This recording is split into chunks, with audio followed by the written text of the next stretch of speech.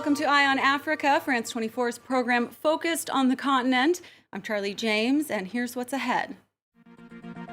Rescued in Burkina Faso, 4 hostages are freed by French special forces after a search for 2 tourists snatched in neighboring Benin.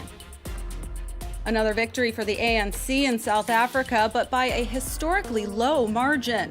As we await final results, our correspondent tells us what this means for the party's future. And almost 900 boys and girls freed from a pro-government militia in Nigeria. The children had been used in the war against Boko Haram insurgents.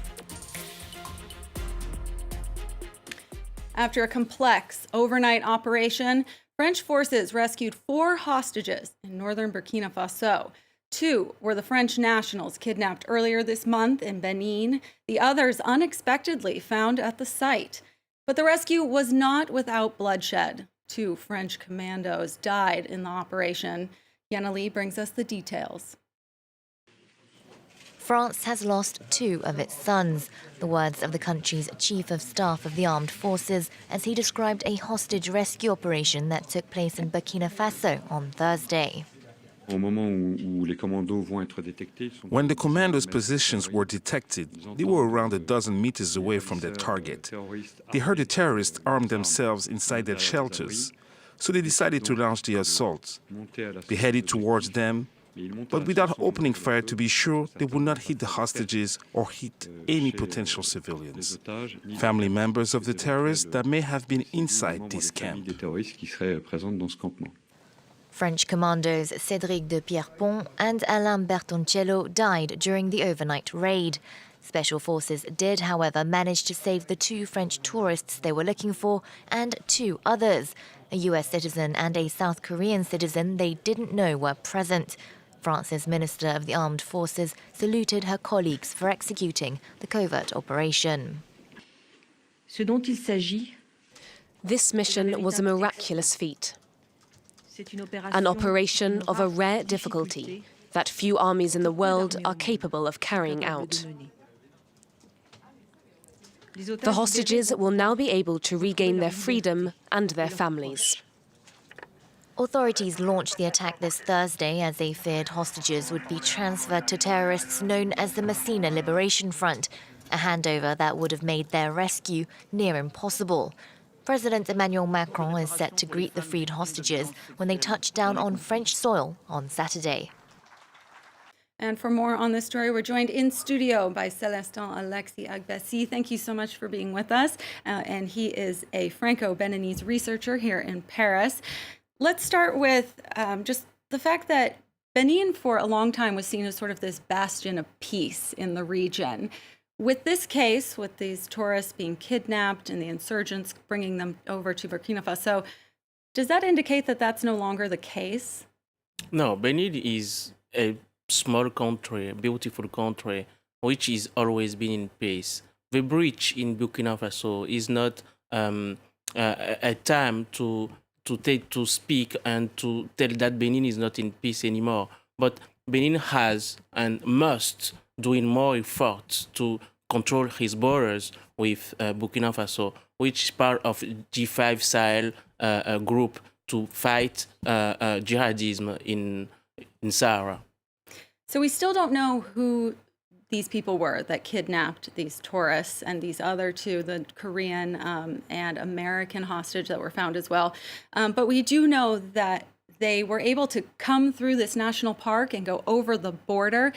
If Benin is surrounded by states with problems with extremism and jihadists, how come there isn't more protection for these porous borders?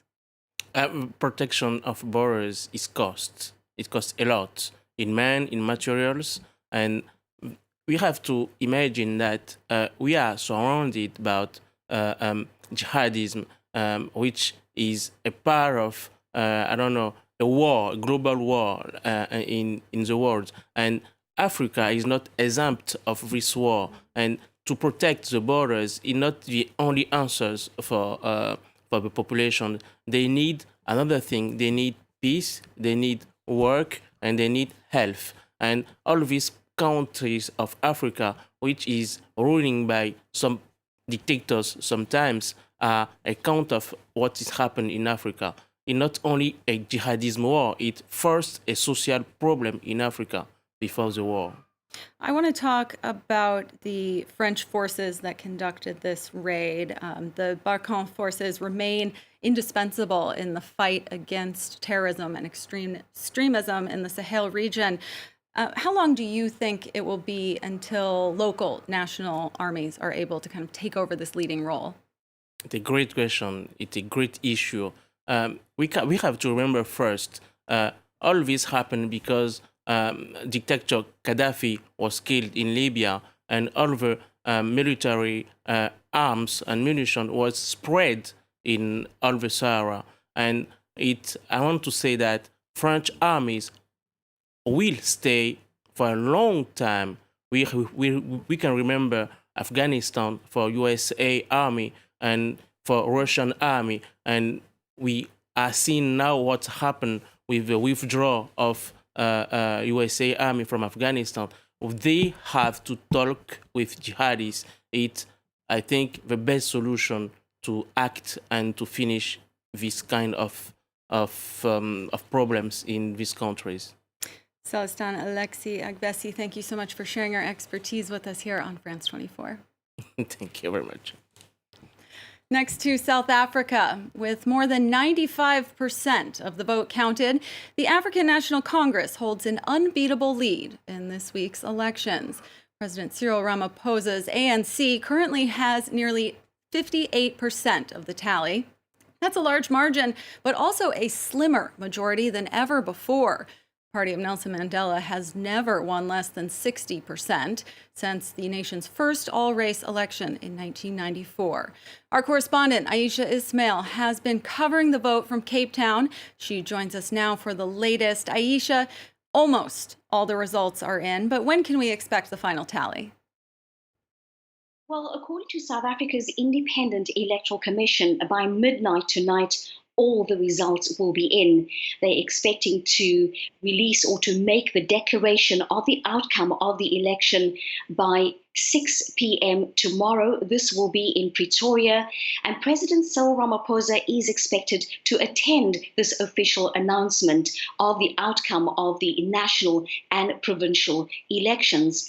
But 31 parties that contested this election, remember there were 48 parties, 31 of these parties have now lodged a complaint with the Independent Electoral Commission. They're alleging electoral fraud. They say they have evidence that some people were able to vote more than once by going to different polling stations, and because they found a loophole in the system. And they want, what they're saying is the official results cannot be announced before there is a thorough investigation. Now, the IEC has said that they're taking these complaints and allegations very seriously. An audit is underway, and South Africa's Statistician General has been called in to oversee this audit.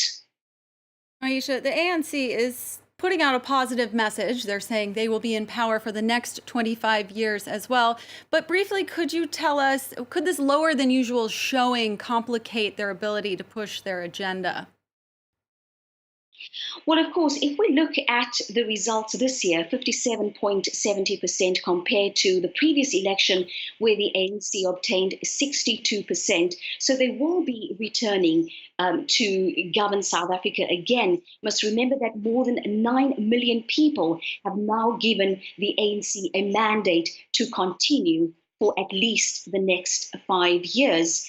And it was now going to be up to the ANC and, of course, President Cyril Ramaphosa to make good on his election promises. He was the face of the ANC during the election. He asked South Africans to forgive the ANC for the mistakes that they have made. He acknowledged that the ANC had made mistakes over the years, and he asked people to vote for the ANC again. And in return, he promised to create more jobs. He promised to revive the economy by attracting international investors to South Africa and to tackle corruption head on. Aisha Ismail in Cape Town, thanks so much for your continued reporting on this story. 5 days into Ramadan, most Sudanese protesters are staying put. Their sit-in continues outside the army headquarters in Khartoum, and at sunset, they come together to break their dawn-to-dusk fast. Volunteers have been making shared meals from groceries donated by wealthy Sudanese. Protesters say they are trying to prove to the Transitional Military Council they won't back down until their demands are met. Protesters filled the streets of Algeria's capital for the 12th consecutive Friday, and the first since the start of Ramadan. Hundreds once again gathered at the symbolic main post office building, undeterred by fasting or the extreme heat. This week, the country's army chief, Ahmed Gayed Salah, was the prime target of the opposition. The anti-government demonstrations have remained mostly calm, despite the large numbers and the high stakes. In Nigeria, nearly 900 children drawn into an anti-Boko Haram militia were released on Friday. Some are as young as 13 years old and have been used to wage war against the insurgents. UNICEF says this is a step in the right direction for the protection of children's rights, but these kids aren't the only ones. Shirley Sipon has the story. Don't be fooled by the shy smiles on their faces. These children have seen the worst. 2 years ago, they were enrolled in a militia, the Civilian Joint Task Force, created in the region of northeastern Nigeria. Their mission, fighting Islamist group Boko Haram, which had attacked their villages. This means death and violence were part of their everyday life. But the group that recruited or held them has let them go. As we congratulate today the state government and the CGTF, I would like also to take a moment to congratulate the girls and boys we have with us here as they open a new chapter in their life. The children will get a new opportunity to complete their education. They're the second group that is set free after the CJTF militia released more than 800 children in October. Meanwhile, thousands of other children are held by Boko Haram, which uses them as fighters or human bombs. Minors have paid a heavy price in the war. Thousands have been killed. 1.4 million have had to flee their homes. That's all for this edition of Eye on Africa, but do stay with us here on France 24. More news coming up next.